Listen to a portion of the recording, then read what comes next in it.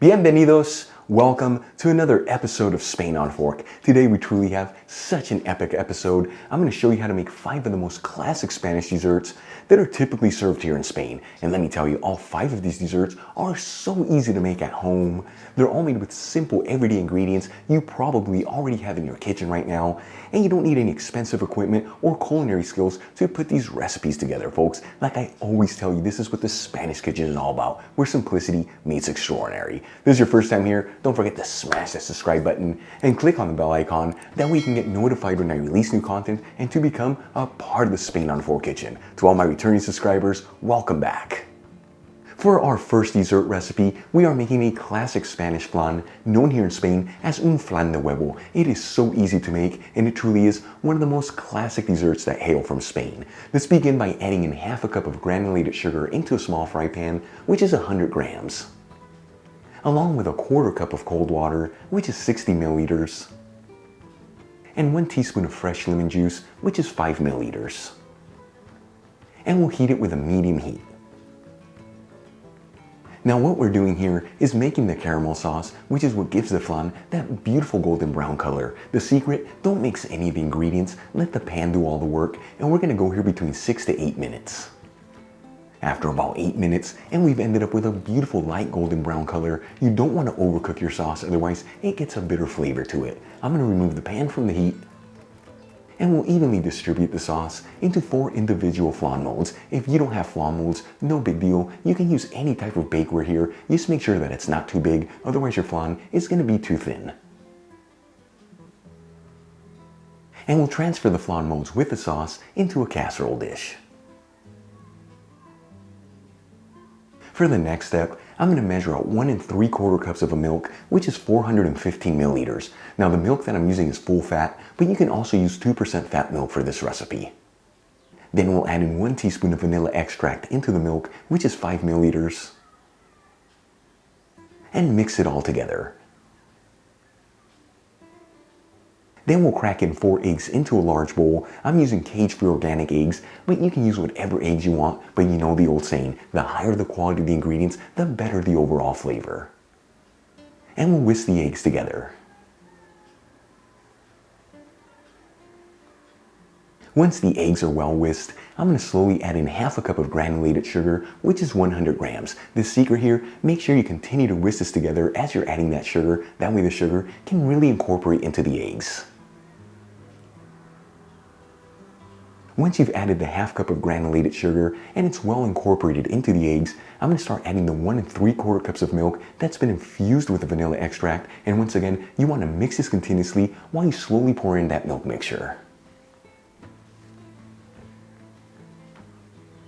Once we've added all the milk and everything is well mixed, I'm going to run the mixture through a sieve and into a pitcher. This is going to remove any of the excess egg. That when we cook our flans, we end up with a beautiful silky flan. And we'll evenly distribute the mixture into the flan molds.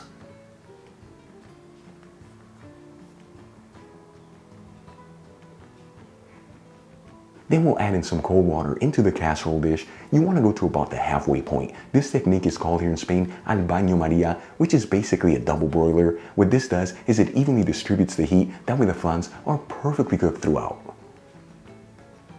And we'll add our casserole dish with the flans into a preheated oven, bake only option. That's just the bottom heat, 175 degrees Celsius, which is 350 degrees Fahrenheit. After about 45 minutes, those flans should be perfectly cooked. I'm going to remove them from the oven. And we'll remove the flan molds from the casserole dish and let them sit here for a couple minutes. That way they can slightly cool off. And you know, you can always tell when your flans are perfectly cooked through. You just pierce them with a toothpick, and if it comes out cleanly, they are ready to go. Once the flans have slightly cooled off, I'm going to cover each one with saran wrap and then add them into the fridge for at least 4 hours, but they'll hold for up to 3 days. After at least 4 hours, these flans are ready to be served. I'm going to remove the saran wrap from the mold, and we'll gently run a paring knife through the flan to ensure that it's not stuck to the mold. Then we'll grab a small plate, place it over the flan, flip it, give it a quick shake, and lift the flan mold. And check it out, our first dessert is done, un flan de huevo. So easy to make, made with just a handful of the simplest ingredients and truly one of the most classic desserts that hail from Spain. Try this one at home and it's going to give you an instant trip to beautiful España. For our second dessert recipe, we are making a Spanish rice pudding. This is known here in Spain as arroz con leche. You will find this in many restaurants, but more typically at home, especially on a Sunday after having la comida with family and friends. It is so easy to make and filled with so many beautiful flavors. Let's begin by adding in 4 cups of milk into a large fry pan, which is 950 milliliters. Now the milk I'm using for this recipe is 2% fat milk, but you can also use whole fat milk or even non-fat milk. I'm also going to add in 1 cinnamon stick, 1 vanilla bean I cut in half, and the lemon peels from half a lemon. And we'll heat it with a medium heat. Once the milk comes to a light boil, you don't want it to come to a full boil, otherwise it's going to get a film on top. I'm going to add in half a cup of Spanish round rice, which is 110 grams. Now to make this recipe, you want to use a rice that has more starch on it, like Spanish round rice, but you can substitute it for either short grain or medium grain rice, or even arborio rice, which is the one that's used to make risotto. And start mixing the rice around with the milk mixture. You don't have to mix this continuously, but do get in there every 30 to 60 seconds. By mixing that rice, it's going to start releasing its starch, which at the end is going to give this dish a beautiful creamy texture. About 10 minutes after adding the rice into the pan, you can see that the milk has reduced. You can kind of see some of the grains of rice. I'm going to lower the fire to a low-medium heat and add in half a cup of granulated sugar, which is 100 grams. And we'll continue to mix this together, and at this stage, you want to make sure you mix this continuously. That way all the starch from the grains of rice are released, which at the end, once again, is going to give this dish the most beautiful creamy texture. About 15 minutes after adding the sugar into the pan and everything's really thickened up and we've ended up with a beautiful creamy texture, this dish is ready to go. You know, you can always run a spatula through the pan, and if you can see the bottom of it, this is perfectly cooked. I'm going to remove the pan from the heat, transfer the rice pudding into shallow bowls,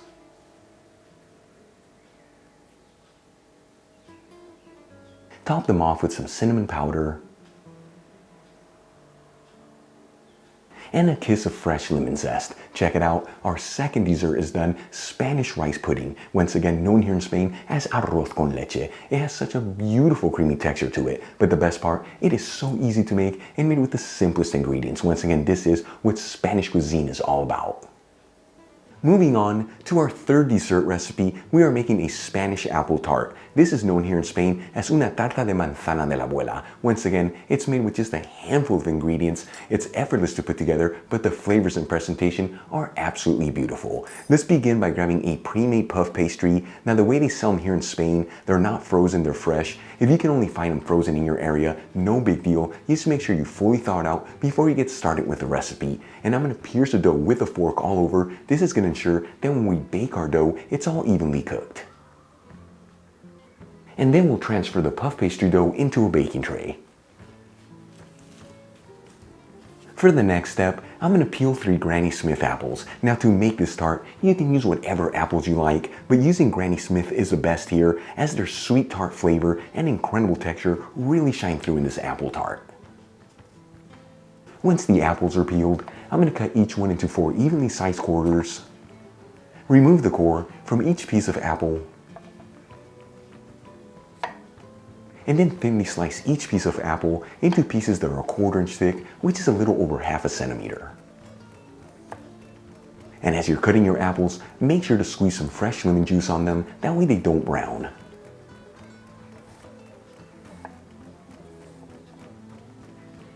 Once all the apples have been sliced, I'm going to start adding them over the puff pastry. You just want to layer them over each other, and you want to make sure to leave a 1-inch border all around the puff pastry, which is about 2.5 centimeters. Then I'm going to grab 2 tablespoons of granulated sugar, which is 25 grams, and evenly spread it over the slices of apple.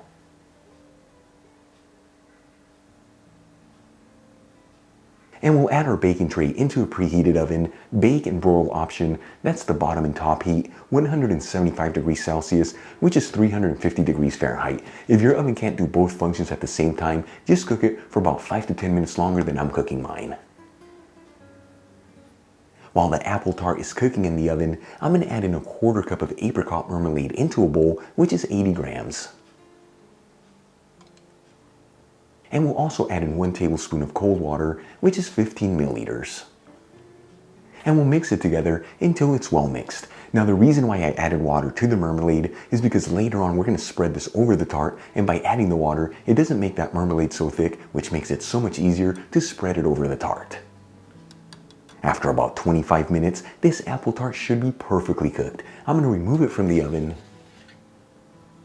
and we'll evenly spread the apricot mixture over the apples, making sure to be gentle here, that way you don't break the apples apart. And we'll let this sit here at room temperature for about 15 minutes, that way all the flavors can develop. After at least 15 minutes, this tart is ready to go, folks. A Spanish apple tart, once again known here in Spain as una tarta de manzana de la abuela. So easy to make, made with just a handful of ingredients, but like I told you earlier, it has such a beautiful presentation to it and an even better flavor. This is one of those things where simplicity meets extraordinary. For our fourth dessert recipe, we are making Spanish cinnamon toast. This is known here in Spain as torrijas. It's a dessert that's most popular during the Easter season. However, most restaurants, they serve it all year round. Once again, this dessert recipe is very easy to make and made with the simplest ingredients. Let's begin by adding in 1 cup of milk into a saucepan, which is 240 milliliters. For this recipe, I'm using 2% fat milk. Then I'm going to add in 1 tablespoon of granulated sugar, which is 12 grams. The lemon peels from half a lemon, 1 cinnamon stick, and 1 vanilla bean that I cut in half. We'll heat it with a medium heat, and we'll give it a quick mix.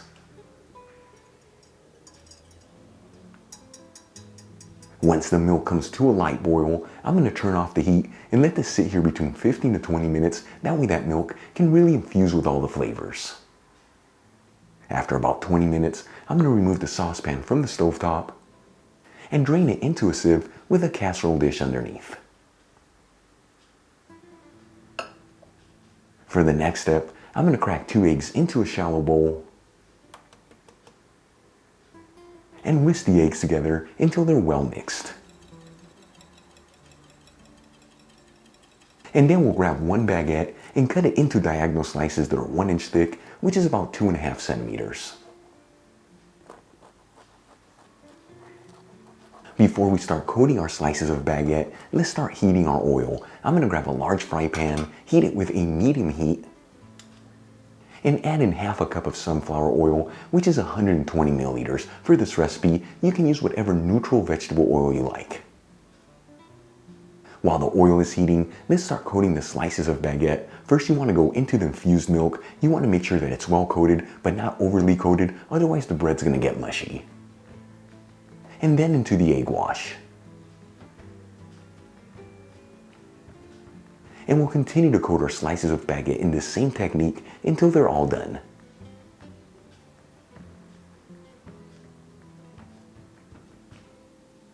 Once all the slices of baguette have been coated, let's move back to the fry pan. That sunflower oil's been heating between 6 to 7 minutes, and it should be nice and hot. At this point, I'm going to start adding the slices of baguette into the pan, making sure they're all in a single layer and evenly spread out, so make sure to cook this in batches. After about 3 minutes, I'm going to start gently flipping the slices of baguette to fry the other side, and that's the exact color you want right there, a beautiful golden fried color.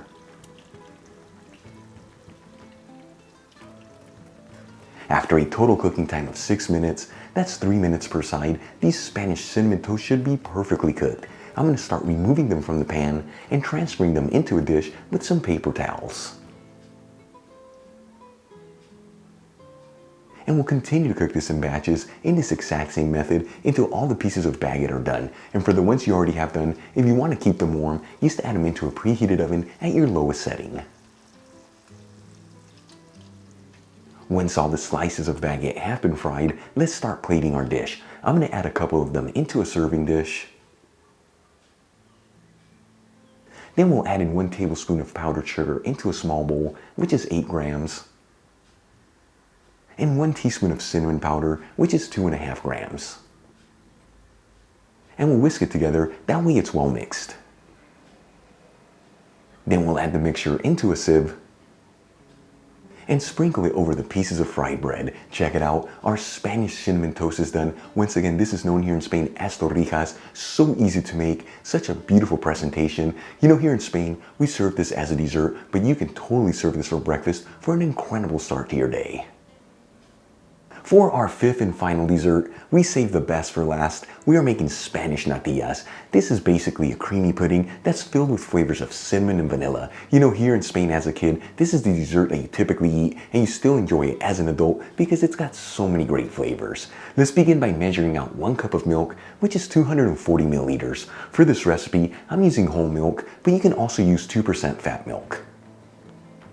Then we'll add in 2 tablespoons of cornstarch into the milk, which is 19 grams. And mix it together until it's well mixed.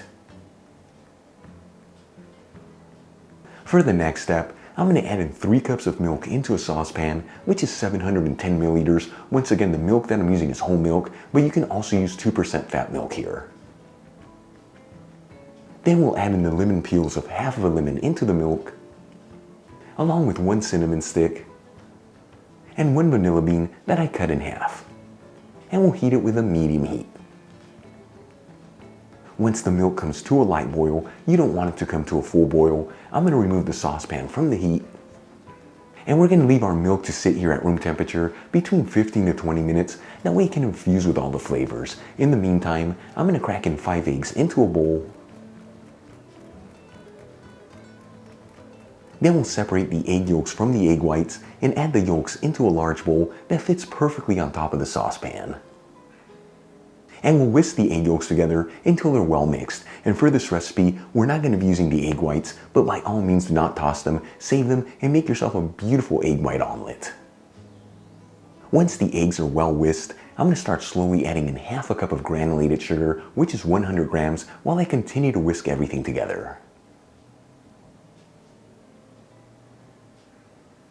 Once all the sugar has been added, make sure to continue to whisk this for about 1 minute. That way that sugar can really incorporate into the egg yolks. Alright, let's move back to the milk that's infusing. It's been sitting here for about 20 minutes and all those flavors should be fully developed. I'm going to run the mixture through a sieve. That way we end up with a silky milk. For the next step, I'm going to add in some cold water into a saucepan. You want to fill it to about 2 inches deep, which is about 5 centimeters. And we'll heat it with a high heat. Once the water comes to a boil, I'm going to lower the heat from a high heat to a medium heat. Then we'll place the bowl with the egg mixture over the saucepan. As you can see, it perfectly sits in there. And we'll add in our 1 cup of milk that contained the 2 tablespoons of cornstarch. And we'll start whisking this together, and it's very important that you whisk this continuously. Now the technique we're using to cook these natillas is called al baño María, which is a double boiler. This ensures that the eggs are not going to cook in that pan, and then we're going to end up with a beautiful creamy texture. After about 5 minutes of whisking this together, and as you can see, we've ended up with a very light creamy texture. I'm going to start slowly adding in the infused milk into the bowl while we continue to whisk it together.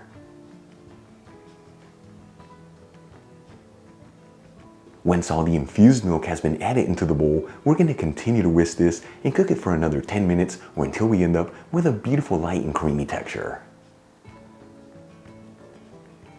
After a total cooking time of 16 to 18 minutes, and we've ended up with a beautiful light and creamy texture, this is ready to go. I'm going to remove the bowl from the heat, and we'll transfer the creamy mixture into individual shallow bowls. As you can see, this mixture is not super creamy right now, which is totally normal. Once it cools off and we add it into the fridge, that's when the magic happens and you end up with that thick and creamy texture. Then we'll top off each one with a sprinkle of cinnamon powder and add a galleta Maria on top, and we're going to let this sit here for about 20 minutes, let it come up to room temperature before we add them into the fridge. Once the natillas are cool enough to handle, I'm going to cover each one with saran wrap and add them into the fridge for at least 4 hours, but they'll hold for up to 3 days. After at least 4 hours, these natillas are ready to be served. I'm going to remove the saran wrap from the bowl, And there it is, our fifth and final Spanish dessert is done. Spanish natillas, so easy to make, made with the simplest ingredients, and it's got the most beautiful creamy texture. Like I told you earlier, this is the kind of dessert that you grow up eating as a kid, but still enjoy as an adult because it is absolutely delicious. You saw it, folks, 5 beautiful Spanish desserts that are typically served here in Spain that you can easily make at home. I'm gonna try one of them to see how it turned out. Let's try the flan.